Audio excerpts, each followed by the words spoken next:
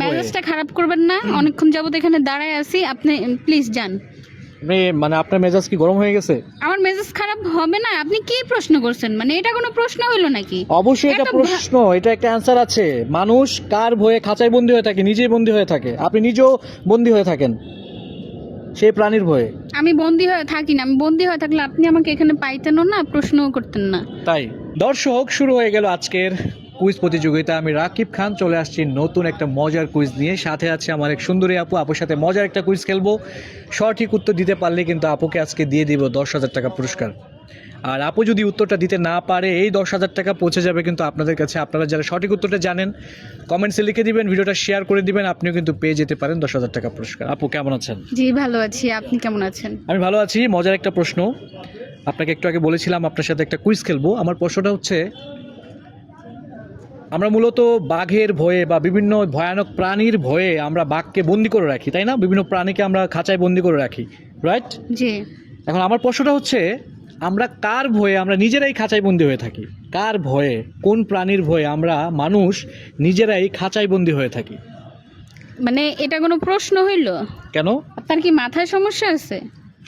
মানে মাথায় সমস্যা থাকবে কেন? পাবনা থেকে ছুটে আসছেন? না, আমি পাবনা থেকে আসবো কেন? আশ্চর্য! এটা কি প্রশ্ন? বলতেছেন? মানুষের জন্য তো খাঁচাই বানানো হয় নাই, মানুষ কিভাবে বন্দি থাকবে?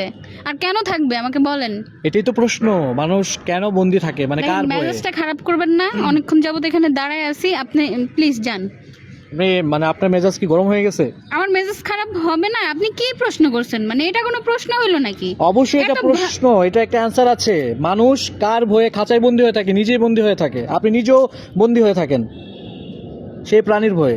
আমি বন্দী হয়ে থাকি না। আমি বন্দী হয়ে থাকলে আপনি আমাকে এখানে পাইতেনও না, প্রশ্নও করতেন না। তাই আপনি শুধু শুধু রাগ করতেছেন। হ্যাঁ, আর আপনি রাগ করার আমার তাতে কিছু আসে যায় না। আমি আপনাকে প্রশ্ন করছি, আপনি অ্যান্সার করবেন, আমার কাছ থেকে আপনি টাকা নিয়ে যাবেন। আপনি যদি আমার সাথে রেগে যান, এটা আপনার পার্সোনাল বিষয়, ঠিক আছে? Thank you so much. আমি আপনার সাথে আর কুইজটা খেলতে চাচ্ছি না। আপনি কুইজ খেলবেন 100 বার খেলবেন, আপনি এখন অ্যান্সার দিয়ে যাবেন। ফাইজলামি করেন।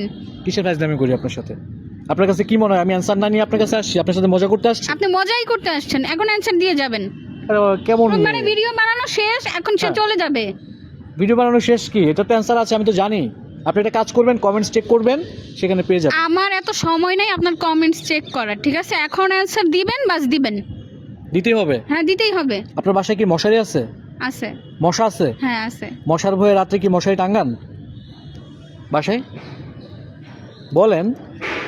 তা মশারি হবে এটা?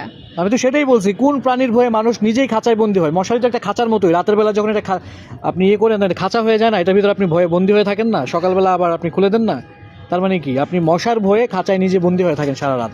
এটাই হচ্ছে বাস্তব। Sorry ভাইয়া। পেয়েছেন অ্যান্সার? হ্যাঁ পেয়েছি। তাই, থ্যাংক ইউ সো মাচ। দর্শক, যারা উত্তরটা জানেন কমেন্টসে লিখে দিবেন, ভিডিওটা শেয়ার করে দিবেন, আপনিও কিন্তু পেয়ে যেতে পারেন 10,000 টাকা পুরস্কার। সবাই ভালো থাকবেন, দেখা হচ্ছে নেক্সট ভিডিওতে।